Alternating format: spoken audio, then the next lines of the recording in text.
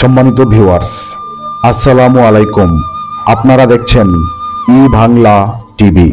আমি আছি আপনাদের সাথে পলাশ হাসান বাঙ্গালী। সম্মানিত ভিউয়ার্স, আজ আমি আপনাদেরকে নিয়ে আসছি সিলেটের পণ্যভূমিতে হযরত শাহজালাল রাদিয়াল্লাহু আনহুর মাজারে।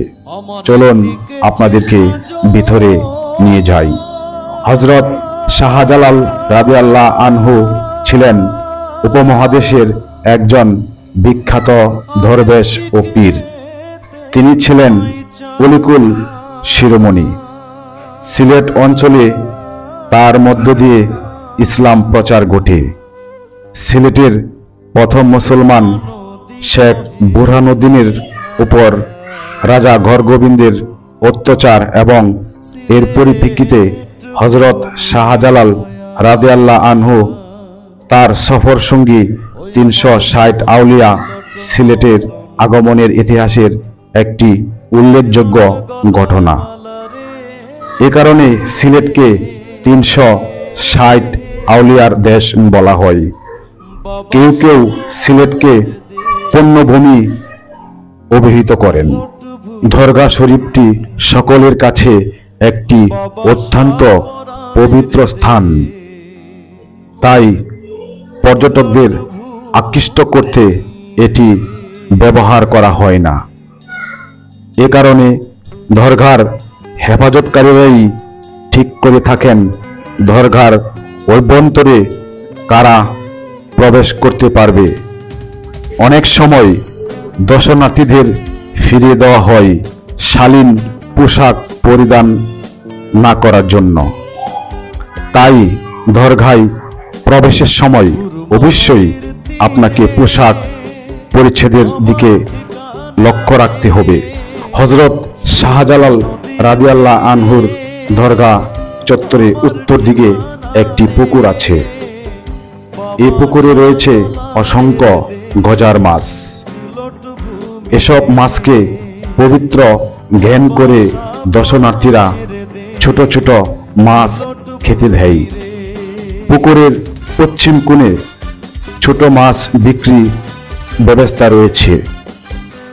পুকুরে অজুর ব্যবস্থাও আছে। 2003 সালে 4 ডিসেম্বর বিষ প্রয়োগে পুকুরের প্রায় 700 বেশি মাছকে হত্যা করা হয়। ফলে পুকুরটি গজার মাছ শূন্য হয়ে পড়ে।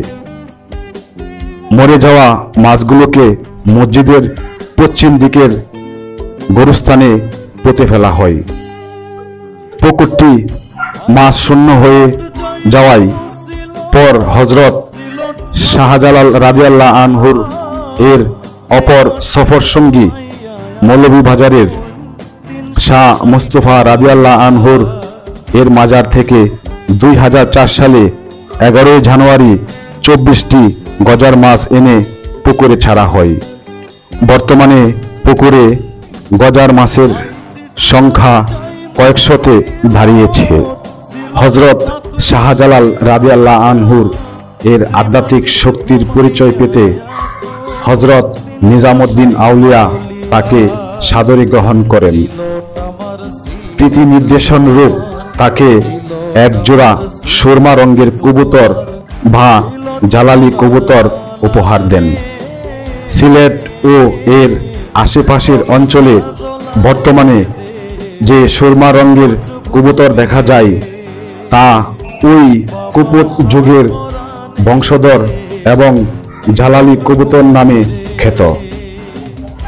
সিলেটে জাতি ধর্ম বর্ণ নির্বিশেষে কেউ এই কবুতর ধরে না এবং খায় না, বরং আদিবাসীরা এদের খাদ্য ও আশ্রয় দিয়ে থাকে। হযরত শাহজালাল রাদিয়াল্লাহু আনহুর মাজার এলাকায় প্রতিদিন ঝাঁকে ঝাঁকে কবুতর উড়তে দেখা যায়। মাজার কর্তৃপক্ষ এসব কবুতরের খাবার সরবরাহ করে থাকে। মাজারের দক্ষিণ দিকে গিল ঘেরা তারকা খচিত ছোট্ট গড়টি রয়েছে। এটি হযরত শাহজালাল রাদিয়াল্লাহু আনহুর চিল্লাখানা। স্থানটি 2 ফুট চওড়া। কথিত আছে যে হযরত শাহজালাল রাদিয়াল্লাহু আনহুর এই চিল্লাখানায় জীবনের 30 বছর কাটিয়েছেন।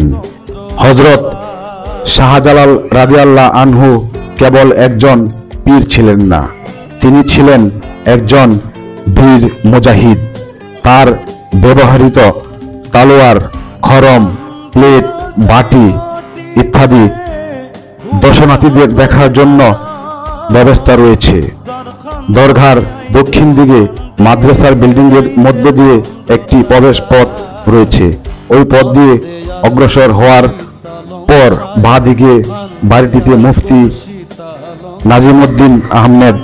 এই বাড়িতে হযরত শাহজালাল রাদিয়াল্লাহু আনহুর তলোয়ার, খড়ম, প্লেট, বাটি সংরক্ষিত আছে। এগুলো দেখতে প্রতিদিন হাজার হাজার মানুষ ভিড় জমায়। বাংলা টিভি, পলাশ হাসান বাঙালি, সিলেট। হযরত শাহজালাল রাদিয়াল্লাহু আনহুর মাজার থেকে। আল্লাহ হাফেজ। নদীর তীরে আমার ঠিকানা রে, বাবা শাহজালালের দেশ সিলট ভূমি রে, বাবা শাহপরানের দেশ সিলট ভূমি রে, বাবা শাহজালালের দেশ সিলট ভূমি রে, বাবা শাহপরানের দেশ সিলট ভূমি রে।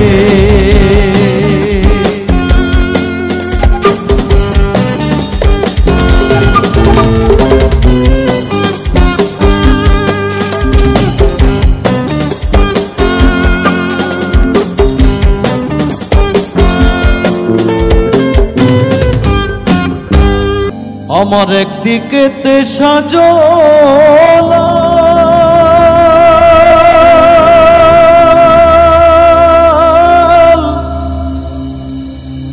আরেক দিকে নিমাই চা,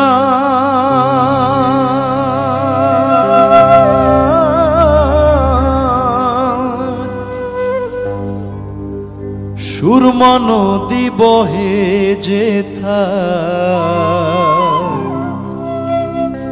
সিলেট ভূমি হয়াবা। ওই আমার জন্ম সিলট, মরণ সিলট, সিলট গলার মালা রে,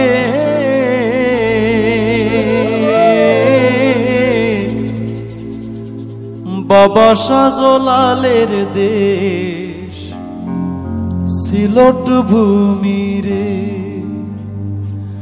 বাবা শাহপরানের দেশ সিলট ভূমি রে।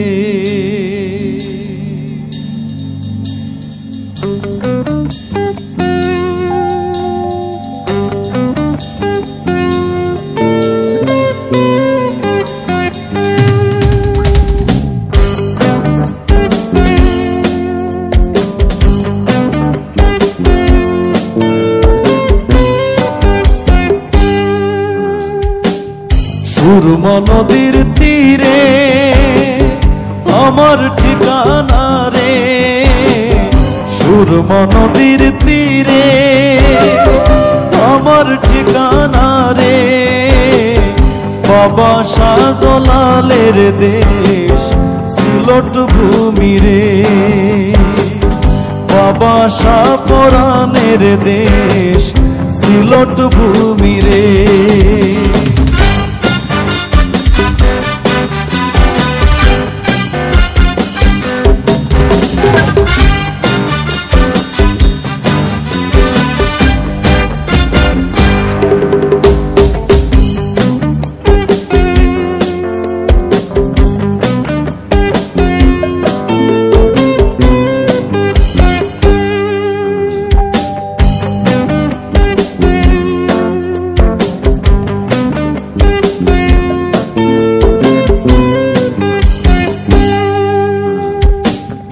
আইসি সিলট যাইমু সিলট সিলট থাকমু শুইয়া যেই মাটিত ঘুমাইয়া আসুন 360 টাউলিয়া